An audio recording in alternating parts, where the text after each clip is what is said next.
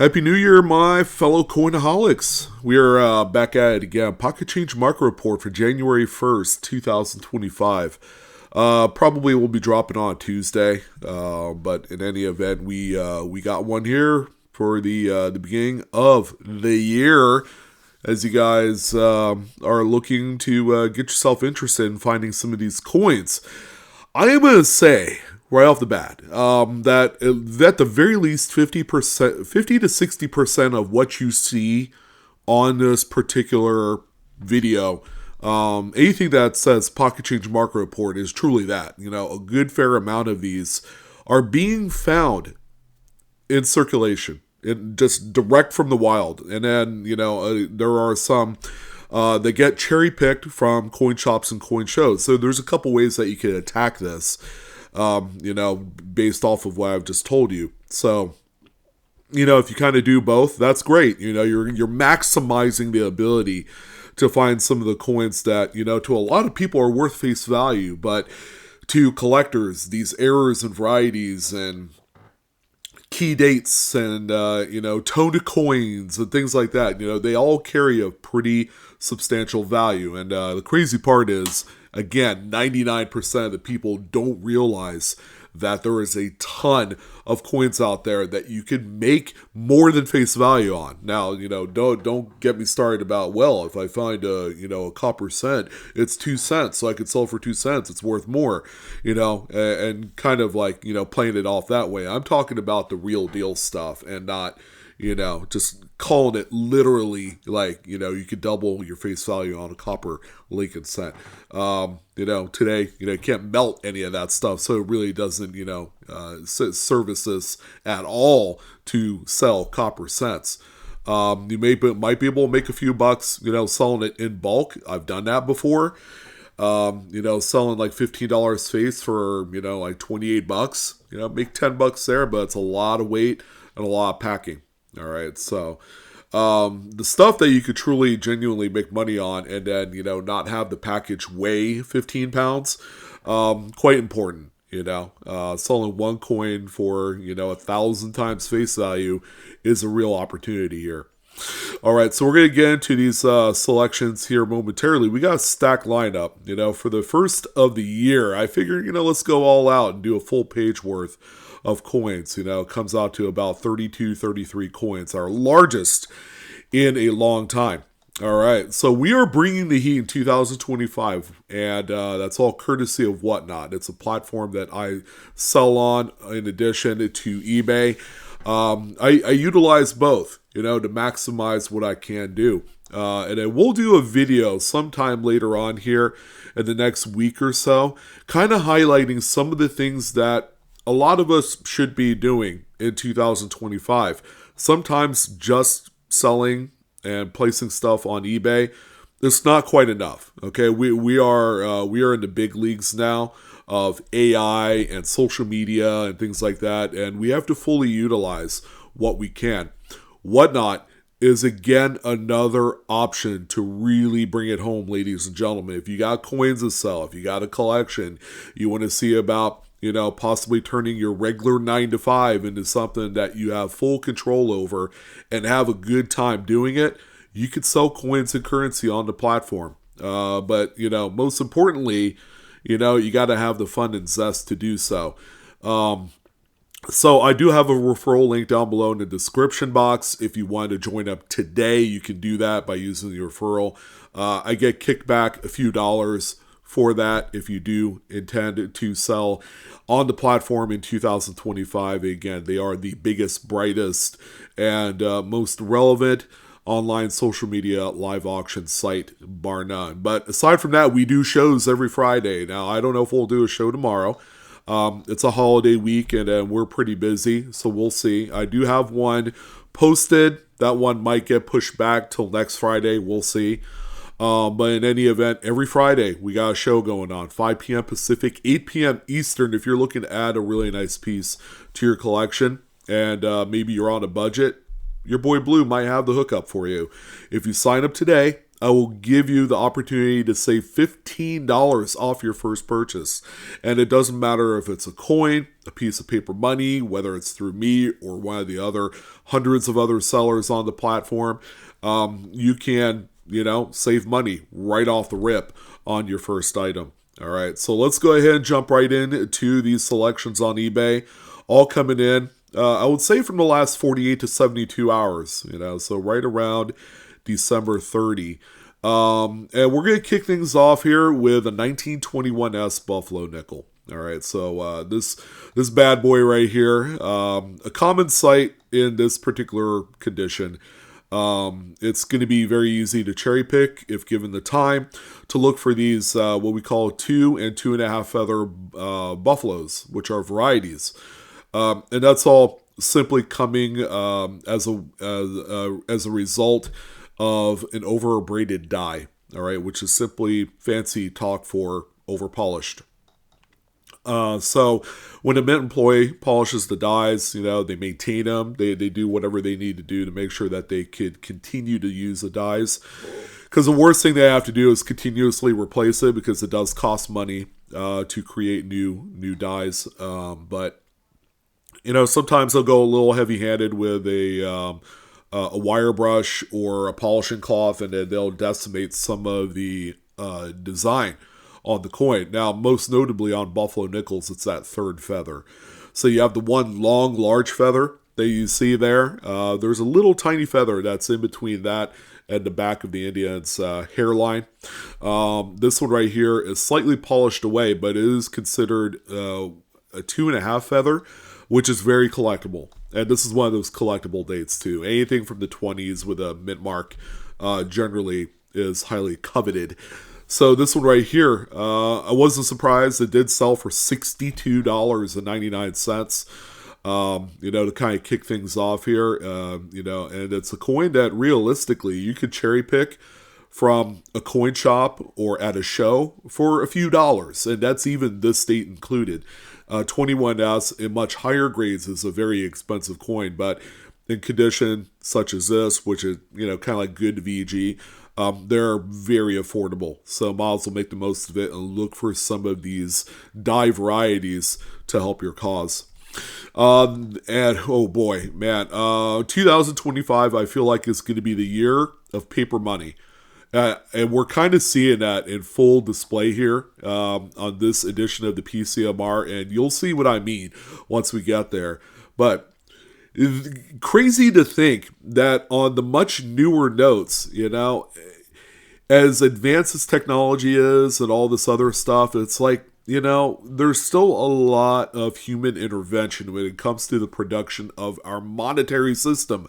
Paper money is one of those things because it has to be cut and printed 3-4 times, This particular one is a much newer 2017 A colorized 5, and it's miscut all the hell. I mean, look at this thing. It's got a really fat left margin, and then it's cut all the way to the very end of the design on the right side. So you can make the argument that probably the entire sheet is going to be like this. So there are other notes specifically that look like this that you could find out there today. Now you got to wonder, does the reverse match to what we got going on here on the front? And it does. Take a look at that. There's a lot of real estate there on the right side of the note, which corresponds to the left side of the front. This is just really wild, you don't really see these that often on much newer notes. You'd have to go back 20, 30 years to find some meaningful miscuts and misalignments, but this is truly marvelous. And the person that did find it took advantage of it and ended up selling it for $39.45, which is about 8 times face value. I mean, that's a good way to really take advantage of what's out there, is by looking at things like this. To a lot of people, it's not a whole lot of something, but to the right collector, you're going to get a pretty powerful sale. This one's really neat, and this is all kind of like the details, the minutia. If you got a 10 times power magnifier, you could pretty much pull out specks of pepper in the old proverbial sand, is what we call it, or whatever. But This is a 2020p Marsh Billings Rockefeller ATB quarter. It's not that old. It's 5 years old as of this year. But if you used your good old eagle eye specs, you'd come across a superb looking die chip, which is that raised formation there on that figure's elbow area. As it attaches kind of the elbow to the legs. That's not supposed to be there. That's not part of the regular design. The die had cracked and fractured, just due to wear and tear. And it creates things like this, because when a piece had fallen off the die, it's going to create whatever it is on the finished product. Surprisingly, something so minor like this ended up selling for $11.24. So again, it's you could take this hobby and run away with it at any capacity. Depending on how much effort you put into it, will ultimately dictate what you get back out of it. All right, so this is one of those good kind of like pieces on today's report that kind of gives you what that ceiling is. And the ceiling, the sky's the limit. You put in as much as you want to get out of it. All right, the next piece that we have here is actually a lot of three. This was sold by one of our good friends, Brian Rybar, who is a staple in the error and variety community. And his name is all over the place when it comes to those two particular things. So he had a nice little 3-pack of 1955S Lincoln wheat sets with what we call BIE die chips. So this is a relatively common occurrence where there is a die chip that forms in between the B and E and Liberty. And ultimately, the reason why these are called BIEs is that the die chip kind of looks like a letter I. All right, and that's where it gets its namesake. So we have 3 different shaped BIEs, all on 1955S, which, by the way, is the most common date. If you were going to go out looking for BIE die chips, this is the most common date to find those. So this is a nice little 3-pack. Individually, they're worth about $8 to $10. So the 3-pack here sold for $24.95. Again, this is another opportunity. If you had, say, purchased a BU roll of 55S Lincoln cents, which will run you about 10 to $12, you'll probably end up finding a few in there. And that's just another way that you can monetize off of the hobby, is by looking through BU rolls for things like this that there are collectors of. All right, so here's where things really fall off the rails. We have paper money that'll just make you go crazy.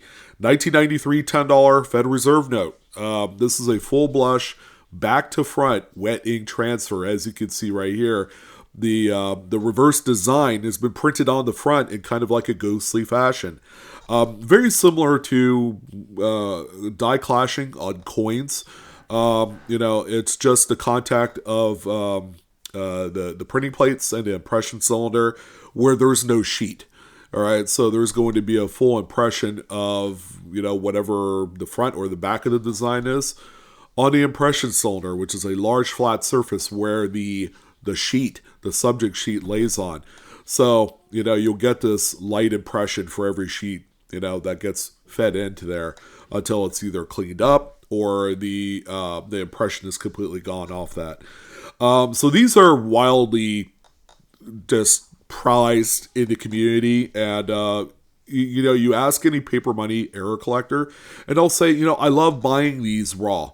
All right, and we don't necessarily have to grade them, but a lot of people that do buy these, especially the full 100% wet ink transfers, they're going to end up in a graded holder. And they're probably going to be served on the secondary market at a very large price, very huge premium. To give you an idea, this one sold for $299.95. Yes, they are worth that kind of money. The darker the print and the most complete print of that transfer that you have, the more that they're going to be worth. There's a checkout of the reverse there, not really showing a whole lot. A little bit of circulation wear. There is a centerfold of note. The next one that we have here, man, another awesome one here, 2003A. So we're getting a little bit recent here on the dates. $1 bill, front of the note, not really showing a whole lot other than a really nice, very presentable, crisp and circulated example. But when we flip this thing over, there you go. Another full front to back wedding transfer. Okay, it's a little bit lighter compared to the previous one. Depending on how dark that secondary transfer print is, will ultimately dictate the the money that it commands in the market. Even though this is 100% on the transfer, you have the whole design right there. Also the ink saturation will also play a huge role in that too. This one sold for $199.95. $1 bills are typically the more common denomination that we see wedding transfers. So price-wise, they are a little bit lower on the totem pole. Bigger, larger denominations, of course, command much more money. We also have this $2 bill right here. Man, this one right here is one that a lot of people overlook. Okay, trust me, when you see it, you're going to be like, man, yeah, I would totally spend this. 1995, $2 bill. Okay, kind of like the Middle Ages note is what I call it, because 1976 was the first year of the FRN 2s. But yeah, I mean, again, just a nice, presentable note. We don't see anything out of place here on the front. Flip it over. And when you look at the right margin, there's a little bit of an ink smear right there on the right-hand side. So, would love to hear your comments. Would you overlook that if you weren't paying attention? I know I probably have a pretty good chance that I personally would overlook it, which is unfortunate. I'm usually a completionist, but something that light, that one could be easy to miss, And, if you did miss it, you'll be missing out on a pretty good payday. This one sold for $49.95. 25 times face. This one right here, I have some questions. I have a little bit of question on this one. At first glance, it looks like an off-center struck Flying Eagle cent, but it is in such just poor shape that it really raised some eyebrows, because it really doesn't look off-center on the front.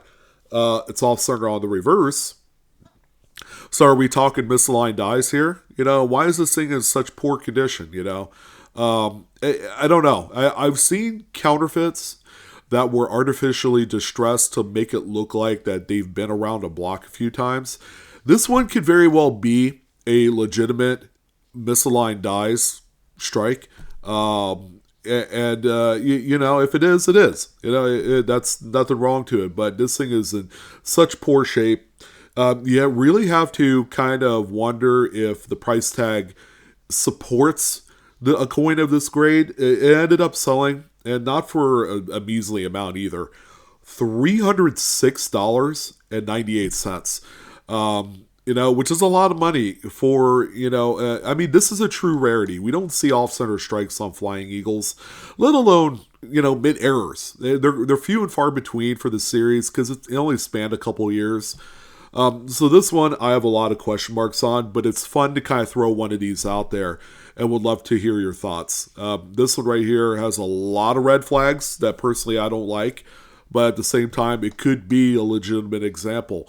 This would be one of those coins that I would feel comfortable reaching out to an error expert like John Sullivan or, Mike Byers, to really get their take on what they have here. So this one right here, a 2-note lot. One is a paper money error. The other one is just a regular note. And these were both on the same subject sheet. We have a pair of 2017 $82 bills. All right. Take note of the star. Okay. One has a filled in star. The top left image is a normal star with a little white dot in the middle. Okay. That's what they're supposed to look like. The seller ended up putting in an example of each in there. Now, we have seen quite a few star notes on $2 bills bearing the series date 2017A. So that, as of right now, is the only series date and denomination that has the over-inked star. And paper money graders like PMG and PCGS Banknote will attribute this as an over-inked star. All right, so it's not kind of like this fableized kind of error that people have made up or whatever. This is a legitimate thing.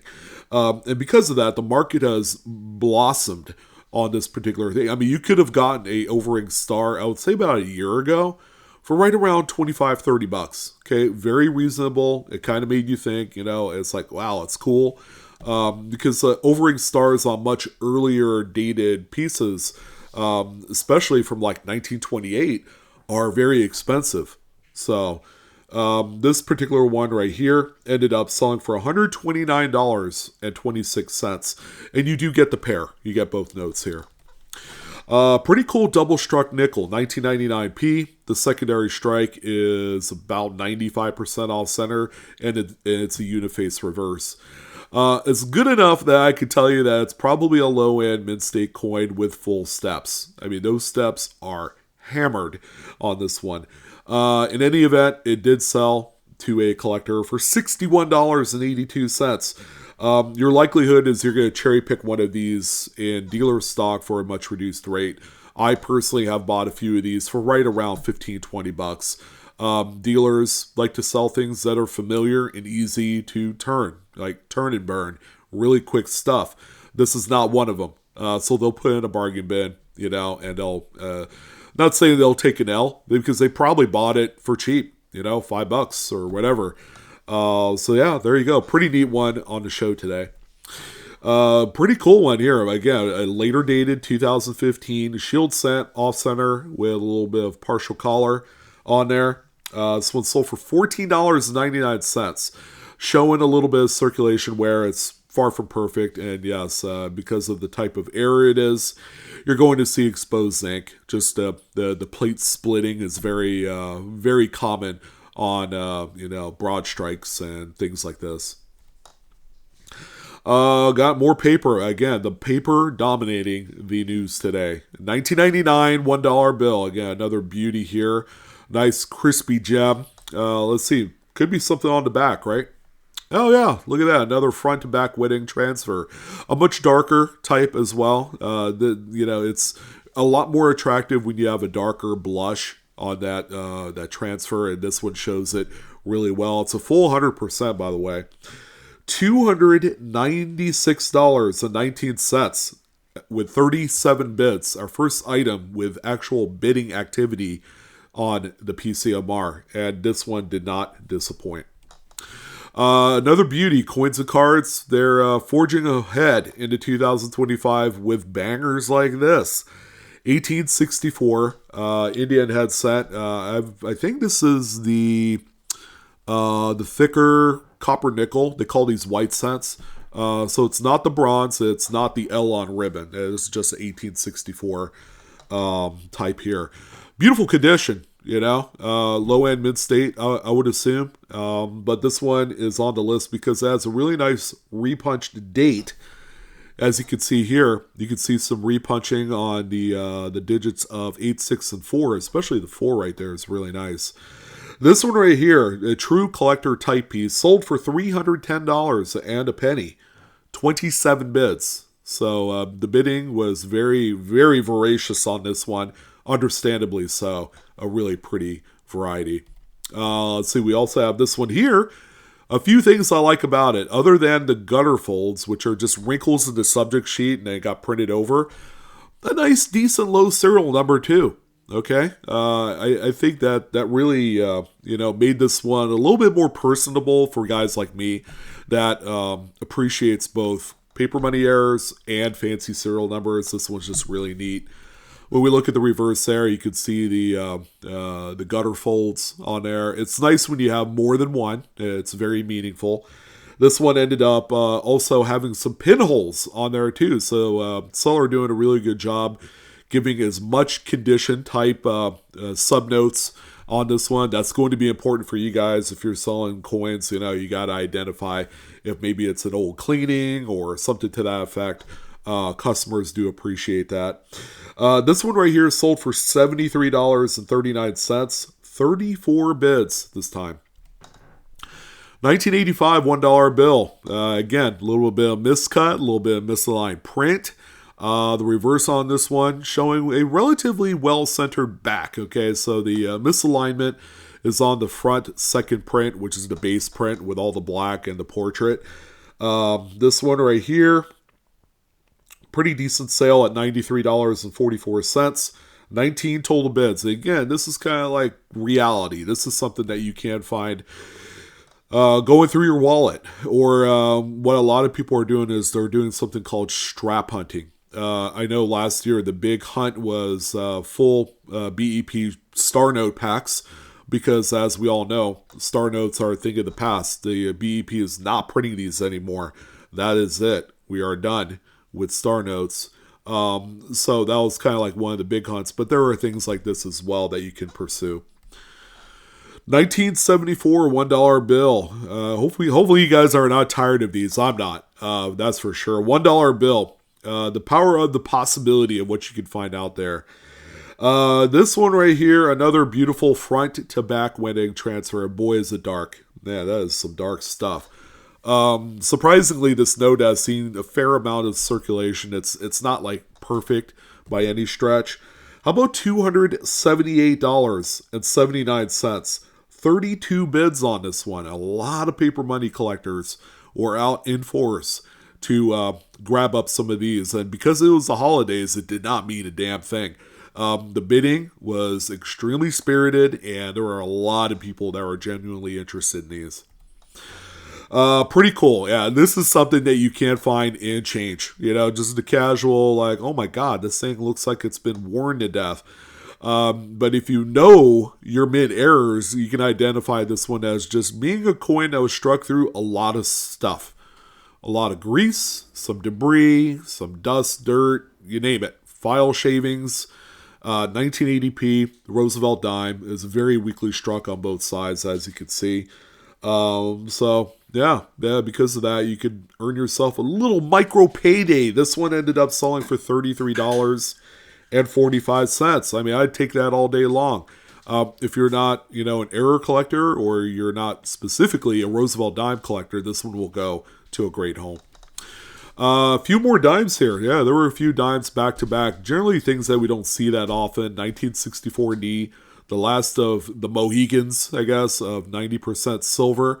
This one right here has a couple of clips, a very large curved clip and a little smaller one up top there. This one sold for $23.79. Another silver dime here, 62D this time around with a single large curved clip. Again, another nice one there. This probably would be a good starting point for someone collecting Roosevelt dime errors by date. Not too bad. $20.98 for this one. Oh, boys. And the steal of the day has to be this one. We all are very familiar with the blind bat quarters, right? The 2020p massive strike-through mama bat. Poor old thing. Looks like it got socked right in the face by the Terminator. That's how bad this thing looks. We've seen lesser examples sell for right around, $70-$80, right? That doesn't cover the entire face like this one does. This, from what we've seen in recent sales of the last couple weeks, is like a $400 coin. This one sold for $89.58.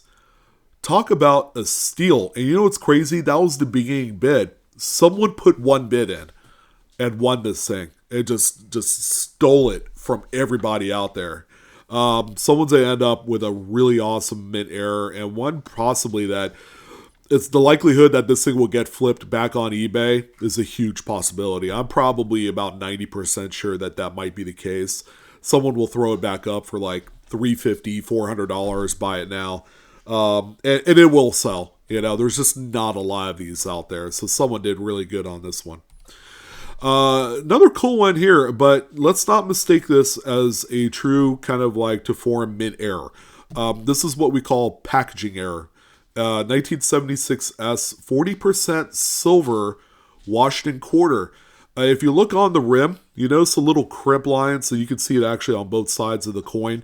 This coin was in the way of the crimping. These things were in the blister films with the $50 and Ike dollar as well. So these were sold in 3-coin packs. So Yeah, the creeper machine got a hold of the coin, unfortunately, on this one, and that's what we have here. And the patterning is true to form, to what the crimp looks like. Some people do collect packaging errors, and that's what this one is. It's worth noting because it ended up selling for not a cheap amount of money. This one is $99.58. You know, there are a lot of us, myself included. I don't collect into these because it's, again, it's a packaging error. Even though it did happen at the mint, it's not part of the striking process to make it a mint error.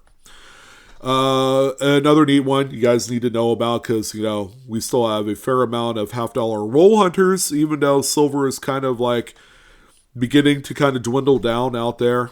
You just never know what you're going to find. This is the 1972D candy $50 with the missing FG initials. That's good old Frank Gasparo, the designer of the coin, on the reverse. Over abrasion, over polished. All right, when we look up close here, the initials are generally socked in between the tail feathers and the left right leg right there with the arrows. Not there. So it was over polished on the working die.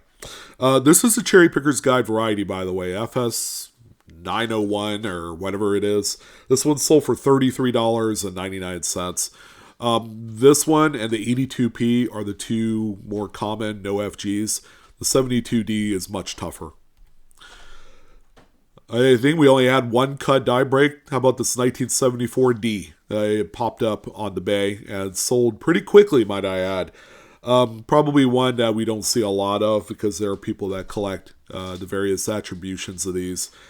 So, a piece of the die had cracked and fallen out. So when it strikes the coins, all of the metal flow during the striking process will go into that empty area of the die, creating a raised area on the coin like you see here. This one sold for $105.94.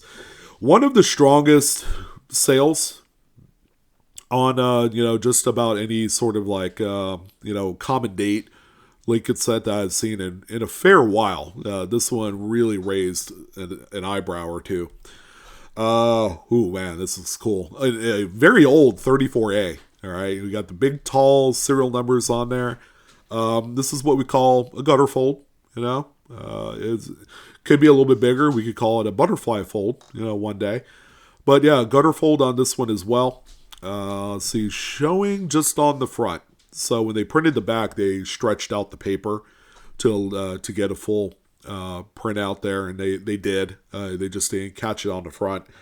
This one sold for $138. Okay, and the note has some circulation wear. So believe it or not, this thing was in a few cash registers. It got put into a few wallets, until that one person decided, like, hey, this thing is not like the others. I'm just going to go ahead and keep this. 1945S. Pretty neat to see one of these older obsolete coins on here for a attached retained lamination on the reverse. Something we don't see nearly as much on older coins, that's for sure. But yeah, this one definitely deserves a little bit of attention here this week, and it sold for $110. Pretty cool. Yeah, I like this one. And this one here is a 1999. It looks like a Philly dated Jefferson nickel, off center by about 15-20%. It's got some weird ridges on the edge. I don't know if that's post-mint damage or if that's something that was caused mint-wise. I'm really not sure, but normally all of the off-center strikes on nickels, we don't see those ridges. These things don't have reeds on the edge. So, it could be a post-mint type of thing that happened here. It's anybody's guess, but it sold for $59.88 with 8 bids. So, yeah, very, very healthy bidding activity on this one. 57D, this one, I'm shaking my head right now. Detached lamination, for the most part. There are still little areas of attached laminations on this one. It's a full kind of like streak, so it goes end to end on the coin there. And again, laminations in the 50 Lincolns are very common. This one sold for $39.57. I know laminations are getting a little bit more love these days, But for almost $40, I don't know. It's even got some pretty significant rim dings all around, so it's not perfect. You got to really love this one. Or if you're collecting by date, I could see how spending the extra little bit of money to own this one and then, just plug that particular date in would be meaningful. We also have this nickel, which is struck through a later stage capped die. All right, the capped die being another coin that's stuck to the face of the what I believe is the hammer die, which has the Jefferson nickel profile on it. So the coin was stuck on there. It struck a lot of coins with the cap on there to this point. And this is what it looks like. So you have a nice reverse strike. The front's non-existent, I suppose. This one sold for $104.53. Which is a fair amount of money. But if you get beyond like Lincoln cents, which are very common with capped die strikes, this particular one is awesome. It's a great looking coin. And again, a true possibility to find out there in a bankroll. We don't cover Canadian that much. The Canadian stuff gets a little nutso. The market for them is far-reaching, and the collector base is ravenously passionate, if that's a good way of describing them. They all want it. This is the dual date 1967 Canadian cent, and it's got a delamination there, as far as I could tell on the reverse, could be a strike through. I'm probably leaning more toward a delamination on this one. It just has that look. This one sold for $41.71 Canadian. Okay, it does have a fingerprint on the front. Which some people are, depending on who you talk to, they either like it or they don't. That's kind of what you get if you have to get something like this. It's just accept the coin for what it is and still love it. A good old favorite here. This one was actually sold in California. 2004 D, Wisconsin High Leaf variety. Oh boy. Usually we see these sold out of like Texas, Oklahoma, because that's where these were initially dropped at way back long ago, 21 years ago. It seemed like just yesterday. And the high leaf is definitely the little bit more valuable of the two. There's a low leaf variety as well. This particular one, I haven't seen a sale this big on a circulated high leaf in quite a while. $172.49. Usually they're about half that for one that's been around the block a few times. Just a cool one here. Nice old vintage type piece, 1804. Draped bust half cent. It's probably a pretty neat Cohen variety. It's got the nice Cud die break there above TY and Liberty. And this is the Crosslet 4 variety, which is the more common. It's Crosslet 4 with stems on the reverse. Pretty cool. I mean, if you guys wanted to collect into a series that is not only old, like colonial old, but not too terribly expensive. The Drape Bus half cents, especially from 1800 to 1807. Yeah, they're all very approachable. 1808, I would probably add in there as well, because in 1809 it went to the classic head style. But this is a pretty decent looking coin here, and that cut is just cool. You find them all the time on early coppers. This one sold for $116.05. All right, so that was the final sale. It was actually a buy it now price. This one's nuts. This is a 1977 $1 bill. All right, so we see one set of serial number and not the other, and then a portion of the green district seal on there. This one was a fold over error because you could see all that printed on the back. They're on the top left. So that corner was folded over at one point, and it printed while it was folded in. Pretty neat, man. This thing's awesome. Pretty good sale. $254.58. Again, not at all surprised at the final conclusion of this one. That's kind of like regular money for this. They could get a lot higher too. And the final item for the PCMR. Do you believe we went through 33 items already in 40 minutes? I knew it would take a long time. 1944D. Philippines 5 centavos. Keep in mind, these were minted at U.S. Mint facilities. This one at the Denver Mint. This one is a nice broad strike. Yeah, good luck finding mint errors on some of these Filipino coins. They are, yeah, good luck. You probably have a better chance of winning, the mega lottery. But yeah, this one's really cool. It's not silver. The 5 cent coins are nickel in composition. This one right here, sold for $112.50, 26 bids. I feel like I could have gotten a lot higher if given the opportunity, because the U.S. Mint struck Filipino coins of early days, pre-World War II, are very well collected. So, yeah, this one really awesome. If I had seen it, I'd probably own it today, but I missed out on it. Well, that's going to go ahead and wrap it up. Happy New Year, guys. Let's go ahead and pound the pavement, and let's enjoy the hobby. You got to start somewhere. Crawl before you walk. You don't have to get knee deep into, errors and varieties, because it's a very niche process. It's a very niche aspect of the hobby. Again, information provided in this video is for entertainment purposes only, not financial advice. Please do educate yourself on that. Please collect and or grade your coins responsibly. I'm your host, Sean, with Blue Ridge Silverhound. Again, a true pleasure to serve you guys in 2025. Let's get ready to go. Coinaholics, we are discovering together. You guys take care. Have a good one and enjoy your hunts.